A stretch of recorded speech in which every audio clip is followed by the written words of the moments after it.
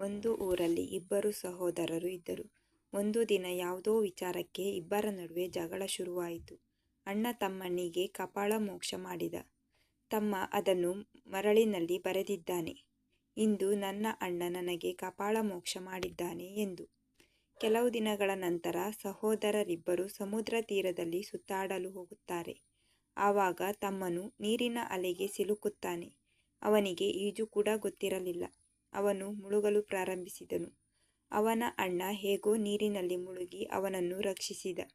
ಈ ವೇಳೆ ತಮ್ಮ ಕಲ್ಲಿನ ಮೇಲೆ ಹೀಗೆ ಬರೆದಿದ್ದಾನೆ: ಇಂದು ನನ್ನ ಅಣ್ಣ ನನ್ನನ್ನು ನೀರಿನಿಂದ ಬದುಕಿಸಿದ್ದಾನೆ.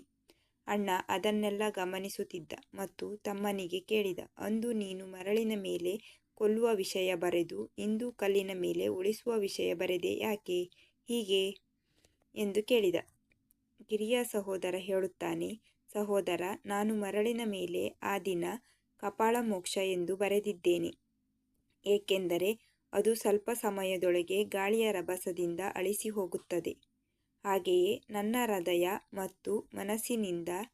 ಆದರೆ ಇಂದು ನೀನು ಹೇಗೋ ನನ್ನ ಜೀವ ಉಳಿಸಿದಾಗ ಕಲ್ಲಿನ ಮೇಲೆ ಬರೆದದ್ದು ಸುಲಭವಾಗಿ ಅಳಿಸಿ ಹೋಗುವುದಿಲ್ಲ ಎಂಬ ಕಾರಣಕ್ಕೆ ನಾನು ಅದನ್ನು ಕಲ್ಲಿನ ಮೇಲೆ ಬರೆದಿದ್ದೇನೆ ಮತ್ತು ನಾನು ಇದನ್ನು ಯಾವಾಗಲೂ ನೆನಪಿಸಿಕೊಳ್ಳುತ್ತೇನೆ.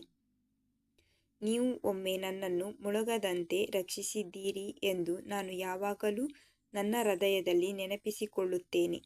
ನೀತಿ: ಜನರು ಎಷ್ಟೇ ಕೆಟ್ಟವರಾಗಿದ್ದರೂ ಅವರ ಕೆಟ್ಟ ವಿಷಯಗಳು ನಿಮ್ಮೊಳಗೆ ಬರಲು ಬಿಡಬೇಡಿ, ಆದರೆ ಅವರ ಒಳ್ಳೆಯತನವನ್ನು ನೆನಪಿಸಿಕೊಳ್ಳಿ.